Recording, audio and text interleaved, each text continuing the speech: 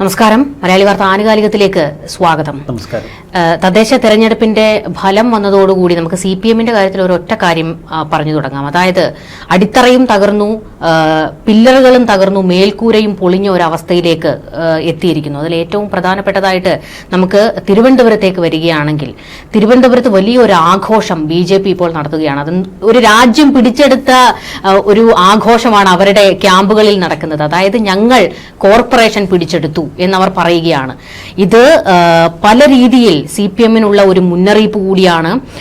ഇനിയും CPM പാഠം പഠിച്ചില്ലെങ്കിൽ ഇതിലും വലിയ തിരിച്ചടി നിയമസഭയിൽ ഉണ്ടാകും എന്നുള്ളതിന്റെ ഒരു മുന്നറിയിപ്പ് തന്നെയാണ്. ജനങ്ങളെ അണ്ടർ എസ്റ്റിമേറ്റ് ചെയ്യാൻ നിൽക്കരുത് എന്നുള്ള ഒരു മറുപടി കൂടിയാണ്. തിരുവനന്തപുരം കോർപ്പറേഷൻ പോകുമ്പോൾ CPM-ന് ഒരു വലിയ തിരിച്ചടി തന്നെയല്ലേ? അയ്യോ, ഇത് തിരിച്ചടിയല്ല, ഇത് അക്ഷരാർത്ഥത്തിൽ ഒരു സുനാമി, ബംഗാൾ മോഡൽ സുനാമി ഇനിയില്ല. കേരളത്തിന്റെ ഈ അവശേഷിക്കുന്ന തുരുത്തിൽ നിന്ന് CPM എന്നേക്കുമായി തൂത്തെറിയപ്പെടുന്ന കാഴ്ചയാണ്. ഇനി അറബിക്കടലിൽ പോയി തപ്പിയാലും CPM-നെ കണ്ടുപിടിക്കാൻ പറ്റി എന്ന് വരത്തില്ല. ഇത് പൂർണ്ണമായും ഒരു UDF വിജയമല്ല, റിച്ച് LDF-ന്റെ സമ്പൂർണ്ണ തകർച്ചയാണ്. ഭരണവിരുദ്ധതയ്ക്ക് ജനം വോട്ട് കൊടുക്കുന്ന കാഴ്ചയാണ് നമുക്ക് മുന്നിൽ.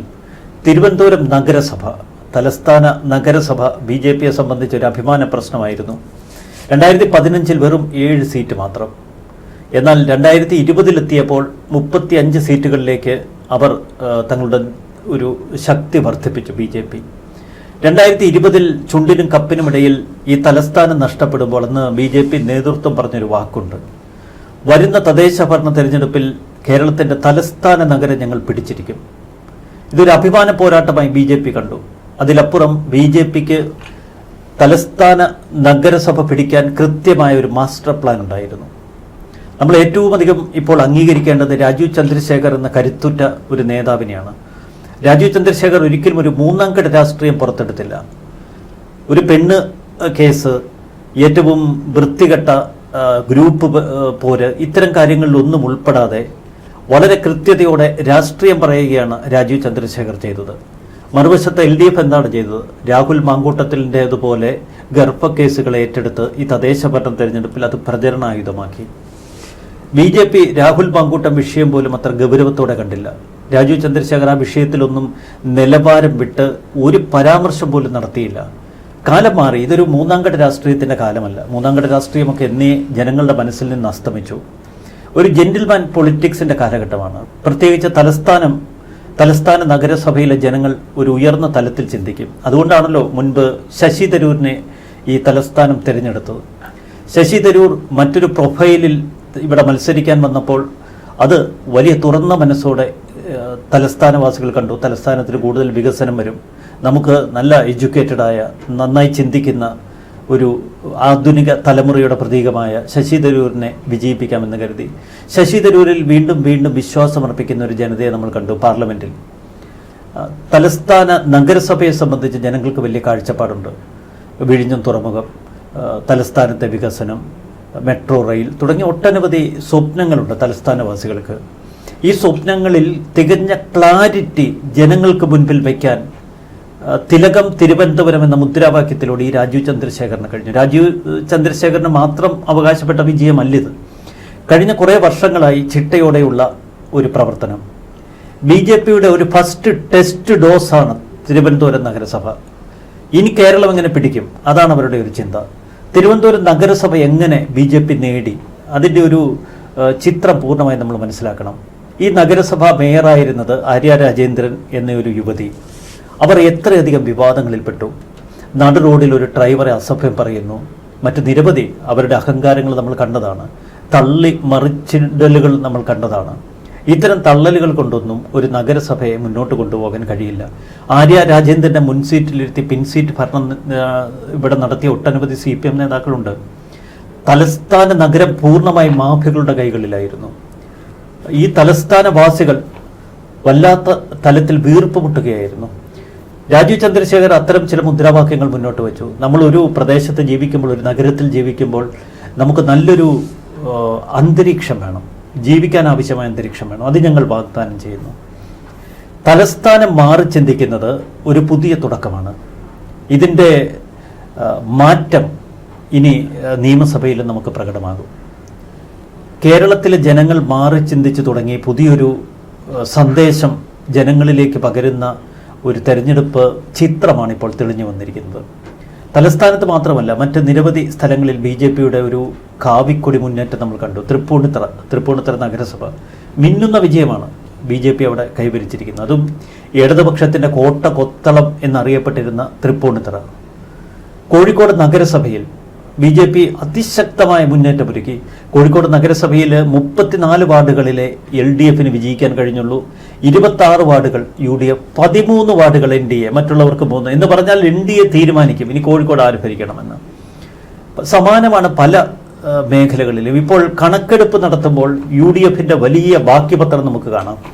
500-ലധികം ഗ്രാമപഞ്ചായത്തുകൾ നേടി. ഏകദേശം 7 അതാണ് ജില്ലാ പഞ്ചായത്തുകളുടെ കണക്ക്. മുനിസിപ്പാലിറ്റികളുടെ കണക്കെടുത്താൽ 54 മുനിസിപ്പാലിറ്റികൾ UDF നേടി. കോർപ്പറേഷൻ 4 കോർപ്പറേഷനുകൾ തൂത്തിവാരി കാലിക്കട്ടിൽ അവരെ ചുറ്റിക്കെട്ടി ഇടുന്ന ഒരു കാഴ്ച LDFന്. അപ്പോൾ ഇതൊരു UDF വിജയം നമുക്ക് പ്രത്യക്ഷത്തിൽ കാണാമെങ്കിലും അതിലപ്പുറം ചില ചരിത്ര വസ്തുതകളുണ്ട്. അതുകൂടി നമ്മളൊന്ന് പരിശോധിക്കണം. തലസ്ഥാന നഗരിയിൽ എങ്ങനെയാണ് BJP നേട്ടം കൊയ്തത്? കഴിഞ്ഞ 2020 തെരഞ്ഞെടുപ്പിൽ ചില പ്രത്യേകതകളുണ്ട്. അന്ന് UDF ക്യാമ്പിൽ നിന്ന് ഇടതുപക്ഷത്തിന് വലിയ തോതിൽ വോട്ട് ചോർച്ച ഉണ്ടായി എന്ന പരാതി നിലനിന്നിരുന്നു. അതുകൊണ്ടാണ് അന്ന് UDFനെ സംബന്ധിച്ച് തലസ്ഥാനത്ത് വെറും 10 സീറ്റുകൾ മാത്രമേ നേടാൻ കഴിഞ്ഞുള്ളൂ. ഇക്കുറി അവരുടെ നില അവർ ഇരട്ടിയാക്കി. 19 സീറ്റുകൾ തലസ്ഥാനത്ത് UDF കൊയ്തെടുത്തു. അതൊരു നിസ്സാര കാര്യമല്ല. അപ്പോൾ UDFന്റെ ഭാഗത്ത് കാലാകാലങ്ങളായി നിലനിന്നിരുന്ന വോട്ട് ചോർച്ച പൂർണ്ണമായി തടയിടാൻ ഇക്കുറി UDFന് കഴിഞ്ഞു. മറുവശത്ത് എന്താണ് സംഭവിച്ചത്? BJP അവരുടെ വോട്ട് പിടിച്ചു. BJPയെ തോൽപ്പിക്കാൻ LDFന് വോട്ട് ചെയ്തിരുന്ന UDF അനുഭാവികളും പ്രവർത്തകരും ഇക്കുറി UDFന് തന്നെ വോട്ട് നൽകി. LDFന്റെ വോട്ട് പോലും ചോർന്നു പോകുന്ന അവസ്ഥ. LDFിലെ ഹൈന്ദവ വോട്ടുകൾ വലിയ തോതിൽ BJP ക്യാമ്പിലേക്ക്, NDA ക്യാമ്പിലേക്ക് പോയി. തലസ്ഥാനത്ത് അവരുടെ നിയന്ത്രണം നഷ്ടപ്പെട്ടു. ഇത് ചെറിയ കാര്യമല്ല. 5 പതിറ്റാണ്ട് 45 വർഷങ്ങൾ തങ്ങളുടെ ഉള്ളം കയ്യിൽ വെച്ച് അർമാദിച്ച ഒരു നഗരസഭയാണ് LDFന് നഷ്ടപ്പെടുന്നത്. AKG സെന്റർ സ്ഥിതി ചെയ്യുന്ന നഗരസഭ, യൂണിവേഴ്സിറ്റി കോളേജ് പോലെ SFIയുടെ DYFIയുടെ കോട്ട കൊത്തളങ്ങൾ സ്ഥിതി ചെയ്യുന്ന ഒരു നഗരസഭ. ഈ നഗരം ഞങ്ങൾ വിചാരിച്ചാൽ മിനിറ്റുകൾക്കുള്ളിൽ ചുവക്കും എന്ന് അഹങ്കാരം മുഴക്കുന്ന നഗരസഭ. യൂണിവേഴ്സിറ്റി സെനറ്റ് ഹാൾ തുടങ്ങി യൂണിവേഴ്സിറ്റി ഹോസ്റ്റൽ തുടങ്ങി ഏത് അർദ്ധരാത്രിയിൽ വിളിച്ചാലും ഒരു 2000 യുവാക്കളെങ്കിലും നിരത്തിലേക്ക് ഇറക്കാൻ കഴിവുണ്ട് ഞങ്ങൾക്കെന്ന് എപ്പോഴും അഹങ്കാരത്തോടെ പറയുന്ന നഗരസഭ. ആ നഗരസഭയാണ് ഇപ്പോൾ കൈവിട്ട് LDFന്റെ കയ്യിൽ നിന്ന് വഴുതിപ്പോയിരിക്കുന്നത്. ഇതത്ര നിസ്സാര സംഭവമല്ല. മറ്റ് മേഖലകളിലൊക്കെ ഇപ്പോൾ എല്ലാ ജില്ലകളും നമ്മൾ പരിശോധിക്കുമ്പോൾ UDFന്റെ തരംഗമാണ് കാണാൻ കഴിയുന്നത്, UDF തേരോട്ടമാണ് കാണാൻ കഴിയുന്നത്. പക്ഷേ അതിനിടയിലൂടെ വളർന്നു കത്തുന്ന NDAയെ നമുക്കിപ്പോൾ കാണാതിരിക്കാൻ കഴിയില്ല. പല മേഖലകളിലും NDA നല്ല വീറുറ്റ മുന്നേറ്റം നടത്തി. എന്തിന്? പ്രിയങ്ക ഗാന്ധി കയ്യിൽ വെച്ചിരിക്കുന്ന വയനാട്, MP ശ്രേയസ് കുമാറിൻ്റെ സ്വന്തം തട്ടകത്തിൽ 2 ഇടങ്ങളിലാണ് അവിടെ BJP വിജയം കൊയ്തത്. മുനമ്പത്ത്, വഖഫ് സമരം നടക്കുന്ന മുനമ്പത്ത് BJP വിജയം. അപ്പോൾ ഇതൊക്കെ ഒറ്റപ്പെട്ട വിജയമെന്ന് പറഞ്ഞ് നമുക്ക് കൈമലർത്താൻ കഴിയില്ല. തലസ്ഥാനത്തെ വിജയത്തിന് പിന്നിൽ ചില ഘടകങ്ങളുണ്ട്. BJP മുന്നോട്ട് വെച്ചത് പുതിയ വികസന മുദ്രാവാക്യം മാത്രമല്ല, ജനങ്ങൾക്കേറെ സ്വീകാര്യരായ കുറേയധികം കരുത്തുറ്റ ജനപ്രതിനിധികളെ അവർ അവതരിപ്പിച്ചു. ശ്രീലക IPSനെ പോലുള്ളവരെ. എന്നാൽ BJPക്ക് വേണ്ടി മുന്നിൽ നിന്ന് പോർ വിളിച്ച് ശക്തമായ സമരങ്ങളിൽ എന്നും തലസ്ഥാനത്ത് നിറഞ്ഞു നിന്നിരുന്ന VV രാജേഷിന് വീണ്ടും അവർ സീറ്റ് കൊടുത്തു. നിയമസഭയിലെ മത്സരിക്കൂ എന്നൊക്കെ ശാഠ്യം പിടിച്ചിരുന്ന രാജേഷിനെ കളത്തിലിറങ്ങി. UDF തങ്ങളുടെ ശബരിനാഥനെ പോലെ ഉള്ളവരെ മുൻനിർത്തി അതിശക്തമായ മത്സരം കാഴ്ചവെച്ച് തങ്ങളുടെ വോട്ട് പരമാവധി ശേഖരിച്ചപ്പോൾ ഇടതുപക്ഷം നിലംപൊത്തി. ഇതൊരു വലിയ സന്ദേശമാണ്. തിരുവനന്തപുരത്ത് തുടങ്ങിയ ഈ ഒരു കാവി കൊടി വിപ്ലവം മറ്റ് ജില്ലകളിലേക്ക് കടന്നു കയറാൻ അധികകാലം വേണ്ട. ഇത് കൃത്യമായ ഓർമ്മപ്പെടുത്തലാണ്. 2015 7 നിന്ന് ഇപ്പോൾ 50 സീറ്റിലെത്തിയ ഈ അത്ഭുത കാഴ്ച നിയമസഭയിലേക്ക് കടന്നു വന്നാൽ നമ്മൾ അത്ഭുതപ്പെടാനില്ല. ഇവിടെ ശ്രദ്ധേയമായ പ്രകടമായ ചില വ്യത്യാസങ്ങളുണ്ട് ഈ തെരഞ്ഞെടുപ്പിൽ. രാജീവ് ചന്ദ്രശേഖർ ഒരു മൂന്നാംകിട രാഷ്ട്രീയക്കാരനല്ല എന്ന് ഞാൻ തീർത്ത് പറഞ്ഞത് ചില അടിസ്ഥാന ബോധ്യങ്ങളുടെ ഒരു വസ്തുതകൾ നിർത്തി ഞാൻ പറയാം. ഒന്ന്, അദ്ദേഹം ഒരിക്കലും ഒരു നിലവാരം കുറഞ്ഞ രാഷ്ട്രീയം മുന്നോട്ട് വെച്ചില്ല. രണ്ട്, വികസനത്തിന് പ്രാധാന്യം കൊടുത്തുള്ള അദ്ദേഹത്തിൻ്റെ മുദ്രാവാക്യം അദ്ദേഹത്തിൻ്റെ പ്രവർത്തനം. മൂന്ന്, ഇന്ത്യൻ പ്രധാനമന്ത്രി പത്മനാഭൻ്റെ മണ്ണിലെത്തുമ്പോൾ ആ പ്രധാനമന്ത്രിയെ സ്വീകരിക്കാൻ ഒരു BJP മേയർ, അതൊരു വലിയ മുദ്രാവാക്യമായിരുന്നു. കാരണം നരേന്ദ്രമോദിയെ സ്നേഹിക്കുന്ന ഒട്ടനവധി ആളുകളുണ്ട്. മോദിയുടെ പടം വയ്ക്കാതെ, മോദിയുടെ പേര് പറയാതെ, എന്നാൽ അതിനേക്കാൾ വലിയൊരു സന്ദേശം ജനങ്ങൾക്ക് കൊടുത്തുകൊണ്ട് അവിടെ ആ ലക്ഷ്യം കൈവരിക്കുന്നതിൽ അദ്ദേഹം വിജയിച്ചു. അതുകൊണ്ടാണല്ലോ ഇപ്പോൾ ശശി തരൂർ BJPയെ അഭിനന്ദിച്ച് ട്വീറ്റ് ചെയ്തിരിക്കുന്നത്. തിരുവനന്തപുരം നഗരസഭയുടെ ഭരണം പിടിച്ച BJPക്ക് വലിയ അഭിനന്ദനമാണ് ശശി തരൂർ കൊടുത്തിരിക്കുന്നത്. രാജീവ് ചന്ദ്രശേഖർ നേരത്തെ തന്നെ തൻ്റെ സ്ഥാനാർത്ഥിത്വം പ്രഖ്യാപിച്ച നേമത്ത് വർക്ക് തുടങ്ങിയത് വെറുതെയല്ല എന്ന് നമുക്കിതിൽ നിന്ന് മനസ്സിലാക്കാം. അന്ന് പാർലമെൻറ്റിൽ മത്സരിച്ചപ്പോൾ ശശി തരൂരിനെ ഒന്ന് വിറപ്പിക്കാൻ കഴിഞ്ഞു. വിജയത്തിന് കഴിഞ്ഞില്ല എങ്കിലും വിജയത്തിന് അടുത്തെത്തി രാജീവ് ചന്ദ്രശേഖർ. ജനം പഴയതുപോലെ ഒരു ബിസിനസ്സുകാരനാണ് അല്ലെങ്കിൽ ഒരു സമ്പന്നനാണ്, അത്തരം കാര്യങ്ങളൊന്നും ഇപ്പോൾ നോക്കുന്നില്ല. കഴിവുണ്ടോ, ഒരു കപ്പാസിറ്റി ഉണ്ടോ, കാര്യങ്ങൾക്ക് കൊള്ളാമോ, അതാണ് ഏറ്റവും പ്രധാനം. അതിന് കൊള്ളുന്ന ഒരു നേതൃനിര മുന്നിലുണ്ടെങ്കിൽ ഈ തിരുവനന്തപുരം ഇനി പല സ്ഥലങ്ങളിലും ആവർത്തിക്കും. ശ്രീലേഖ IPSനെ പോലെയുള്ളവരെ കളത്തിലിറക്കി BJPയുടെ ഈ ഒരു പരീക്ഷണം നിയമസഭയിലും അവർ ആവർത്തിക്കും. മുമ്പൊരിക്കൽ പാലക്കാട് നമ്മൾ കണ്ടതാണ്. ശ്രീധരനെ മുന്നിൽ നിർത്തിയുള്ള ഒരു മത്സരം. ഒന്ന് ഷാഫി പറമ്പിലിനെ വെള്ളം കുടിപ്പിച്ചു. ഇത്തരം പല കാഴ്ചകളും നമുക്ക് മുന്നിലുണ്ട്. അതുകൊണ്ട് തന്നെ BJP ഇനി വലിയ ഒരു രാഷ്ട്രീയ ലക്ഷ്യം മുൻനിർത്തി പ്രവർത്തിക്കുക. അവരെ സംബന്ധിച്ച് അവർക്ക് ഫണ്ടിനൊരു കുറവുമില്ല, ഇഷ്ടംപോലെ ഫണ്ടുണ്ട്, നല്ല കരുത്തുറ്റൊരു താരങ്ങളെ ഇറക്കുക. ഇനി ഇതിനേക്കാൾ ഭയാനകമായ ഒരു തലം CPM നേരിടാൻ പോകുന്നത് നമ്മളിപ്പോൾ തന്നെ ഈ വാർത്തകളിൽ കാണുന്നു. CPMൽ പൊട്ടിത്തെറി തുടങ്ങി. നേതാക്കൾ ഇനി പരസ്പരം തല്ലിച്ചാവും. കുറേയേറെ നല്ല നേതാക്കൾ ഇതിൽ നിന്ന് വല പൊട്ടിച്ച് പുറത്തേക്ക് വരും. കാരണം ഇനി ഇതിൽ നിന്നാൽ ആത്മഹത്യയെ പോകുമ്പോഴുള്ളെന്ന് അവർക്ക് മനസ്സിലായി. അവർക്ക് വലിയൊരു ഇടം BJP കൊടുക്കും. CPMൽ നിന്ന് പുറത്തിറങ്ങുന്ന വലിയൊരു വിഭാഗം നേതാക്കൾ BJPയിലേക്ക് ഇപ്പോൾ ചെന്ന് കയറിയാൽ അതിൽ അതിശയിക്കാനില്ല. അതൊരു പുതിയ മുന്നേറ്റമായിരിക്കും. കാലാകാലങ്ങളായി LDFൻ്റെ കൈവശമുള്ള ഹൈന്ദവ വോട്ടുകളിൽ വലിയൊരു വിഭാഗം ഇക്കുറി BJP പാളയത്തിലേക്ക് ചോർന്നു കിട്ടി.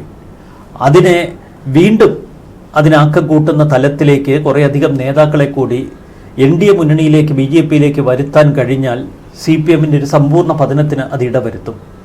കോൺഗ്രസും UDFും ഒക്കെ ഒരു ആൾക്കൂട്ട പാർട്ടിയാണ്. അത് ആളുകളെല്ലാം അതിലേക്ക് നിരച്ചു കയറുന്നു, വോട്ട് ചെയ്യുന്നു. അവർക്ക് പോലും മനസ്സിലാവുന്നില്ല വിജയം എങ്ങനെ വന്നു എന്ന്. എല്ലാവരും അന്തം വിട്ട് നിൽക്കുകയാണ്. KPCC ഓഫീസിലൊക്കെ ചെല്ലുമ്പോൾ ഈ വിജയം കണ്ട് അന്തം വിടുന്ന രാഷ്ട്രീയ നേതാക്കൾ ആദ്യമായിരിക്കും കേരളം കാണുന്നത്. കൃത്യമായ പ്ലാനിങ്. പക്ഷേ ഇതൊരു പുതിയ സന്ദേശമാണ്. LDFന് എവിടെയാണ് പാളിച്ച പറ്റിയിരിക്കുന്നതെന്ന് നമുക്കറിയാം. സ്വർണ്ണക്കൊള്ള മുതൽ അവർ ഇപ്പോൾ എത്തപ്പെട്ട് നിൽക്കുന്ന അപകടങ്ങളുടെ ആഴം അത് ചില്ലറയല്ല. അവിടെയാണ് BJPയുടെ വളർച്ച, അതിൻ്റെ അപകടം, അതിൻ്റെ അസ്തിത്വം ഒക്കെ LDF തിരിച്ചറിയേണ്ടത്.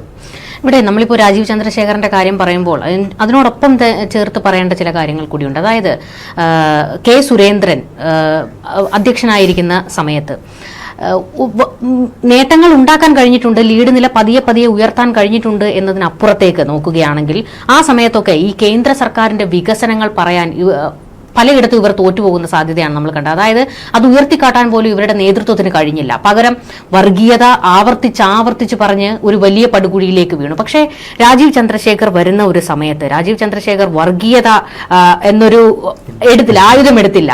അതിനപ്പുറത്തേക്ക് വലിയൊരു നേട്ടം എന്ന് പറയുന്നത് ഈ K. സുരേന്ദ്രൻ ഉണ്ടായിരുന്ന സമയത്ത് BJP എന്ന പാർട്ടിയിലെ തമ്മിലടി നമ്മൾ ഒരുപാട് തവണ ചർച്ച ചെയ്തിട്ടുള്ളതാണ്. പക്ഷേ രാജീവ് ചന്ദ്രശേഖർ വരുമ്പോൾ ആ ഒരു തമ്മിലടിയും പിന്നെ അധികം കേരളം കേട്ടില്ല. അല്ല, ഈ രാജീവ് ചന്ദ്രശേഖർ ഈ കരുത്തിന് പിന്നിൽ അധികം പ്രതിഷേധങ്ങളോ വിമർശനങ്ങളോ. പക്ഷേ ഈ സംസാരിക്കാൻ പോലും അറിയാത്ത ആളെന്ന് പറഞ്ഞ് പലതവണ ഇവർ കളിയാക്കിയിട്ടുണ്ട് LDFകാർ. അതെന്താണെന്നറിയാം, അദ്ദേഹത്തിൻ്റെ ഒരു ഭാഷയുടെ പ്രശ്നം. അദ്ദേഹം വളർന്നത് ബംഗളൂരുവിലും ഡൽഹിയിലുമൊക്കെ. അദ്ദേഹം വിദേശത്താണ് പഠിച്ചത്. നമുക്കറിയാം, അമേരിക്കയിൽ വിദ്യാഭ്യാസമൊക്കെ നേടി ഇന്ത്യയിൽ വന്ന് ഇവിടെ ഒരു വ്യവസായ സാമ്രാജ്യം കെട്ടിപ്പടുത്ത് വലിയ സമ്പന്നനും വ്യവസായിയുമൊക്കെയാണ്. പക്ഷേ ഒരിക്കലും ഒരു മൂന്നാംകട രാഷ്ട്രീയക്കാരനല്ല. K. സുരേന്ദ്രന് സംഭവിച്ചത് പലപ്പോഴും ഈ ഗ്രൂപ്പ് പോര് അതിൻ്റെ ഒരു ഭാഗമായി ഗ്രൂപ്പ് രാഷ്ട്രീയത്തിലൂടെ തൻ്റെ ഒരു സ്വാധീനം പാർട്ടിയിൽ നിലനിർത്താൻ സുരേന്ദ്രൻ ശ്രമിച്ചു. പക്ഷേ രാജീവ് ചന്ദ്രശേഖരൻ അതിൻ്റെ ആവശ്യമില്ല. ഇവിടെ കേരളത്തിൽ വന്നിട്ട് സ്വന്തം ഗ്രൂപ്പൊന്നും തുടങ്ങേണ്ടത്. ഡൽഹിയിൽ അദ്ദേഹത്തിന് വേണ്ടത്ര പിടിയുണ്ട്. പ്രധാനമന്ത്രി നരേന്ദ്രമോദി ഒരു പ്രത്യേക ദൗത്യമായി അദ്ദേഹത്തെ കേരളത്തിലേക്ക് അയച്ചു. അതുകൊണ്ട് ആ ഒരു ആർജവം അദ്ദേഹത്തിൻ്റെ പെരുമാറ്റത്തിലുണ്ട്, പ്രവർത്തനങ്ങളിലുണ്ട്, ലക്ഷ്യബോധത്തിലുണ്ട്. മറുവശത്ത് കെ സുരേന്ദ്രൻ ആദ്യം മുതൽ ഒരു ഹൈന്ദവ കാർഡിൽ കളിച്ചു. ആ ഹൈന്ദവ കാർഡിൽ കേരളത്തിൽ കളിച്ച ഒരു പരിമിതിയുണ്ട് എന്ന് കൃത്യമായി രാജീവ് ചന്ദ്രശേഖരന് മനസ്സിലായി. അതിൻ്റെ ഒരു കൃത്യമായ ചിത്രമാണ് ഇപ്പോൾ ഈ തെരഞ്ഞെടുപ്പ് BJPക്ക് കാട്ടിക്കൊടുക്കുന്നത്. പല ക്രിസ്ത്യൻ മേഖലകളിലും, അതായത് തലസ്ഥാന നഗരസഭയിലെ പല ക്രിസ്ത്യൻ മേഖലകളിലും BJPക്ക് മിന്നുന്ന ജയം. ചുരുക്കത്തിൽ ഈ ഹൈന്ദവ വോട്ടുകൾ മാത്രമല്ല, ക്രൈസ്തവ വോട്ടുകളും BJPക്ക് ആർജിക്കാൻ കഴിഞ്ഞു. കഴിഞ്ഞ തവണ BJPക്ക് ഇവിടെ ഭരണം കിട്ടുമോ എന്നുള്ള സംശയമൊക്കെ ഉണ്ട്. അതുകൊണ്ടാണ് ഇത്ര കരുത്തോടെ ഇവിടെ വിജയം കൈവരിക്കാൻ കഴിയാതിരുന്നത്. കേരളത്തിൻ്റെ മറ്റ് ഭാഗങ്ങളിലേക്ക് ചെല്ലുമ്പോൾ അവിടെയൊന്നും BJPയുടെ ഒരു ജയസാധ്യത ആളുകൾ സംശയിച്ചു. അതുകൊണ്ടാണ് ഈ ഭരണവിരുദ്ധത കൊണ്ടുള്ള വോട്ടുകൾ പൂർണ്ണമായും UDFിലേക്ക് ചെന്നത്. BJPയിലേക്ക് അധികം ഒഴുകാതിരുന്നതിന് കാരണമത്. പക്ഷെ ജയിക്കാൻ കഴിയും എന്നൊരു മുദ്രാവാക്യം, ജയിക്കാൻ കഴിയുമെന്ന് തൻ്റെ ഇടത്തോടെ ജനങ്ങൾക്ക് മുന്നിൽ ഒരു ലക്ഷ്യബോധത്തോടെ ശക്തമായി നിലകൊള്ളുന്ന ഒരു സാഹചര്യം ഒരുക്കിയാൽ BJPയിലേക്ക് വോട്ട് വരും. അത് രാജീവ് ചന്ദ്രശേഖർ മനസ്സിലാക്കി. അതുകൊണ്ടാണ് അദ്ദേഹം ക്രൈസ്തവ വോട്ടുകൾക്ക് കൂടുതൽ പ്രാധാന്യം കൊടുത്തത്. ഇപ്പോൾ LDFിൽ നിന്ന് ഈ ചോർത്തിയെടുക്കുന്ന ഹൈന്ദവ വോട്ടുകൾക്ക് പിന്നിലും അദ്ദേഹത്തിൻ്റെ കൃത്യമായ ഒരു പ്രവർത്തന ശൈലിയാണ്.